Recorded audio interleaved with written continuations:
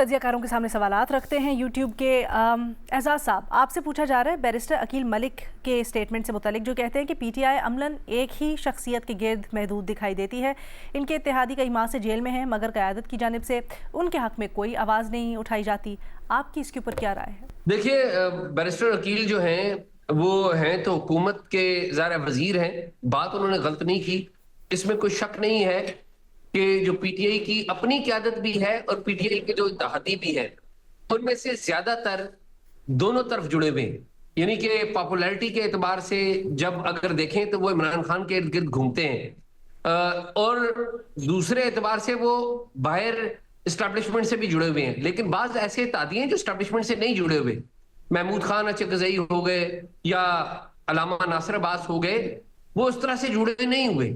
लेकिन at the same time with इन दी इत्तेहाद भी इत्तफाक नहीं है, जो कि ज्यादा विजिबल नहीं है। इख्तलाफात हैं छोटी मोटे नैयत के, मुख्तलिफ शख्सियात के बारे में। मिसाल के तौर पे महमूद खान अचकज़ई और अलामा नासिर अब्बास साहब, वो बाज़ शख्सियात के बारे में तहफ़्फ़ुज़ात रखते हैं, उनको पब्लिकली बयान नहीं करते, और यही वजह है कि वो बहुत सारे मामलात में मोहतात रवैया अख्तियार करते हैं और एहतियात का मुजाहरा करते हैं। बहुत शुक्रिया एजाज सैयद साहब। बढ़ते हैं बेनज़ीर से सवाल करते हैं। बेनज़ीर, आपकी ही खबर से मुतालिक आपसे सवाल हो रहा है। पंजाब हुकूमत फॉरेस्ट अमेंडमेंट बिल 2026 के जरिए किसी भी महफूज जंगल का दर्जा हटाकर इसे तामीरात, कानकनी या बड़े तरक्याती मंसूबों के लिए खोल सकेगी। इस बिल में क्या क्या अमेंडमेंट्स की गई हैं, ये हमें थोड़ा सा समझाइएगा। अच्छा, ये कुछ हफ्ते पहले आया था अलीना, ये हुकूमत की तरफ से बिल आया था। जो पहले कानून था जंगलात से मुतालिक, उसमें ये था कि आप जो प्रोटेक्टेड और रिजर्व स्टेटस होता है जिन फॉरेस्ट का, वहाँ पे आप कोई कंस्ट्रक्शन नहीं कर सकते, कोई डेवलपमेंट का काम नहीं कर सकते। अब ये बिल लाया गया है जिसमें कहा गया है कि सूबाई हुकूमत जो ये प्रोटेक्टेड और रिजर्व फॉरेस्ट का स्टेटस है वो कभी भी हटा सकती है, और ये जो जंगलात हैं इनको काटा भी जा सकता है, यहाँ पे कंस्ट्रक्शन भी हो सकती है, यहाँ पे नेशनल इंपॉर्टेंस के और डेवलपमेंट के काम हो सकते हैं। अच्छा, पंजाब में मैं आपको बताऊं कि मुश्किलों से 3% है जो फॉरेस्ट कवर है, सिर्फ 3% पूरे पंजाब के सूबे में, और अब ये इस किस्म का बिल लाया जा रहा है। अच्छा, ये जो सबसे इंटरेस्टिंग बात है कि मेरी जब फॉरेस्ट डिपार्टमेंट से बात हुई, जो पंजाब में फॉरेस्ट डिपार्टमेंट है, कि आप ये क्यों बिल लाए, तो उन्होंने कहा हम ये बिल लाए ही नहीं, ये माइंस एंड मिनरल डिपार्टमेंट से बिल आया है, जो कानून के खिलाफ है, क्योंकि जिसका जो डिपार्टमेंट होता है वहां से इस किस्म के बिल आते हैं। आप दूसरा कोई डिपार्टमेंट जो है वो कानून साजी नहीं कर सकता।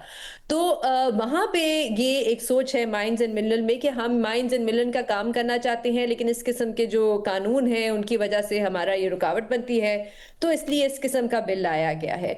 इस पे WWF पाकिस्तान ने भी एक खत लिखा है हुकूमत को, सूबाई हुकूमत को पंजाब में, कि आप इस किस्म का बिल ला रहे हैं, ये बहुत खतरनाक है, हमें बल्कि काम करना चाहिए, हम अपना ग्रीन कवर बढ़ाएं। तो कितनी बड़ी कॉन्ट्रडिक्शन है अलीना, कि हम दुनिया के सामने जाके क्लाइमेट चेंज की बात करते हैं, हम कहते हैं हम एक क्लाइमेट वनरेबल मुल्क है, जो बिल्कुल दुरुस्त है, लेकिन अपने मुल्क में हम इस किस्म के कवानीन लाने को तैयार हैं।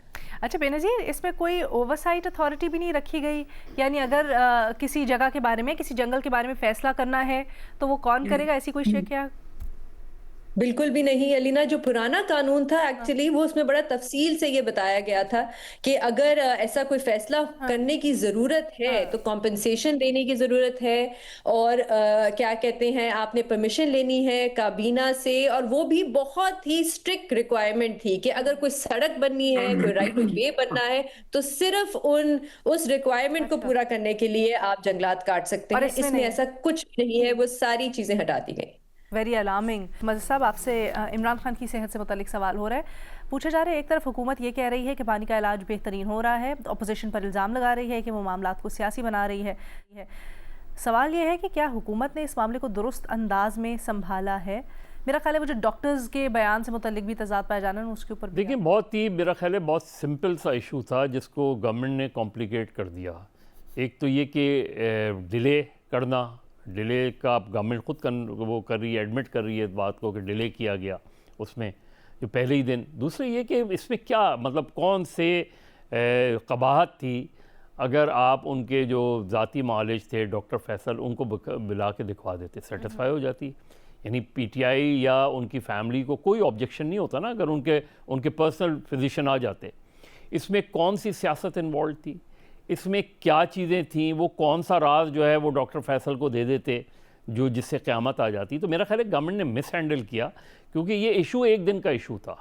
यानी जो भी फ़र्ज़ करें खुदा न खास्ता अगर कंडीशन जिस तरह की ज़ाहिर बाद में स्पेकुलेटिव चीज़ें हुई वो इस वजह से हुई क्योंकि आपने क्लैरिटी नहीं की। आपने एक चीज़ खबर छपी, उसको लेट करते रहे, कई घंटों बाद आपने जाके इस चीज़ को कंफर्म किया। दूसरे उनके जो पर्सनल फिजिशियन थे डॉक्टर फैसल, उन्हीं को चले पिम्स बुला लेते, उन डॉक्टर्स के पैनल के साथ डॉक्टर फैसल को भी बुला लेते, डॉक्टर फैसल पर्सनली आके उनका मायना कर लेते। तो मेरा ख्याल है इस ओवरऑल सिचुएशन को शायद इतना ज़्यादा चीज़ ऊपर इतनी हाइप नहीं बनती अगर एक सिंपल सी चीज़ कर ली जाती कि उनके पर्सनल फिजिशियन को बुला के दिखा दिया जाता। सर बड़ी अजीब सी बात है। आई थिंक सवाल में अपने अंदाज से उन्होंने निशानदेही कर दी है, लेकिन जहन में मेरे सवाल है कि एक तरफ हम देख रहे हैं कि अब पाकिस्तान तहरीक इंसाफ की तरफ से भी ये आया कि जी हाँ मुतमईन है जो उनके मौलिज हैं। जब बैरिस्टर गौहर साहब को अपोजिशन लीडर को बुला के रात को ब्रीफ किया गया, उनको बताया गया, तो फिर उन्होंने बयानात भी जारी किए। दूसरी तरफ ये कहते भी हैं कि हुकूमत ने सियासत की है। फिर वो जो हुकूमत ने दावत दी अलीमा खानम वगैरह को या कासिम खान को और उनके मौलिज को बोर्ड में शामिल होने के लिए, उसको भी एंटरटेन नहीं किया, ताख़ीर हुई। तो पीटीआई सियासत किस तरफ से एग्जैक्टली हो रही है या ज़्यादा कसूरवार कौन? फिर वही बात कर रहा हूँ ना, ये सब चीज़ें तो एक फॉलोअप वाली चीज़ें हैं ना। अच्छा, जो पहली चीज़ थी वो तो कर लेते, यानी जब इलाज के लिए लेके गए थे उसी वक्त बताना चाहिए था, उसने मामला उसी वक्त। उसके बाद देखिए इस वक्त पीटीआई का प्रॉब्लम क्या है। एक तरफ बेसिकली आप ये कहना चाह रहे हैं कि हुकूमत ने लूज बॉल दी।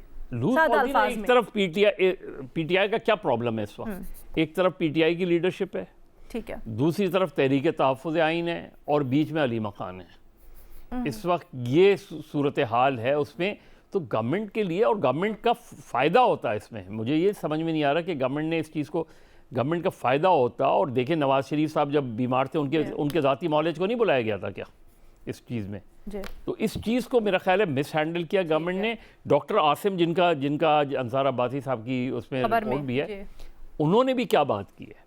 उन्होंने कहा अगर मैंने पर्सनली किसी को विज़िट ही नहीं किया या उस रिपोर्ट, तो मैं इस कोई फ़ैसला कैसे दे सकता हूँ इस हवाले से। तो मेरा ख्याल है गवर्नमेंट बहुत बेहतर अंदाज में हैंडल कर सकती थी जो अनफॉर्चुनेटली नहीं किया। ओके, थैंक यू मया साहब। मोहम्मद अली साहब से सवाल करते हैं। पूछा जा रहा है कि माशी बेहतरी के हुकूमती दावे तो एक तरफ, लेकिन जो महंगाई से मुतल्लिक नए आदाद-ओ-शुमार हैं वो बड़े तशवीशनाक हैं, जिसमें गुर्बत की शरह 6 साल में बड़ी तेज़ी से बढ़ने की निशानदेही हुई है। ये बताएं कि अगर हुकूमत माशी बेहतरी या तरक्की के दावे करती है तो फिर आवाम की ज़िंदगी बेहतर क्यों नहीं हो रही? देखिए अलीना, बुनियादी तौर पे पाकिस्तान की जो इकॉनमी है उसके स्ट्रक्चर में 2 बुनियादी मसाइल हैं जो कि किसी भी हुकूमत के दावों या ऐलान से बालातर होके महंगाई के कोई देरपा सॉल्यूशन के रास्ते में बुनियादी स्ट्रक्चरल रिक्वायरमेंट एक तरह से रुकावट है। पहली चीज डेट बर्डन है। हम चूंकि बैरूनी कर्जों पे बहुत ज्यादा इन्हिसार मुसलसल करते रहे हैं, जिसको आप आवाम के सामने रिलीफ कहते हैं, बुनियादी तौर पे वो कर्जा होता है। और जब जिसको आप इमदाद कहते हैं, भाई वो जब कर्जा बढ़ता जाता है तो वो आपने अदा करना है, उस पर सूद भी देना है। तो हुकूमत जो तमाम तर ईंधन के सोर्सेज हैं, पेट्रोल है, बिजली है, गैस है, डीजल है, इसमें इनडायरेक्ट टैक्सेशन के जरिए से ये कर्जों का मामला वसूल करती है। और दूसरा मामला जो है वो हमारी FBR की नालायकी है, जिसका एतराफ़ कई मौक़ों पे वाकई वज़रा भी कर चुके हैं कि जनाब आप चूंकि डायरेक्ट टैक्सेशन जो है अपने टैक्स नेट को 24 करोड़ अवाम में चंद लाख लोगों से आगे वाइड नहीं कर चुके हैं, तो मजबूरन आपको इनडायरेक्ट टैक्सेशन जो है बहुत ज्यादा लेवीज और ड्यूटीज लगा के पेट्रोल, गैस, डीजल और बिजली की मद में वसूल करने पड़ते हैं, जिसकी वजह से हमारा चाहे ट्रांसपोर्टर हो, चाहे आम सारिफ हो या चाहे हमारा इंडस्ट्रीज हो, उन सबको हमारी बिजली, गैस बहुत महंगी मिलती है, जिसकी वजह से हमारी अशियाए खुर्दनोश महंगी रहती है। तो ये बुनियादी चीज है कि जब तक आपकी एक्सपोर्ट्स नहीं बढ़ेंगी और आपका इन्हिसार बैरूनी कर्जों पे कम नहीं होगा, ये कोई हकीकत पसंदाना अंदाज में डेट का रिलीफ देना मैं नहीं समझता कि पॉसिबल भी है।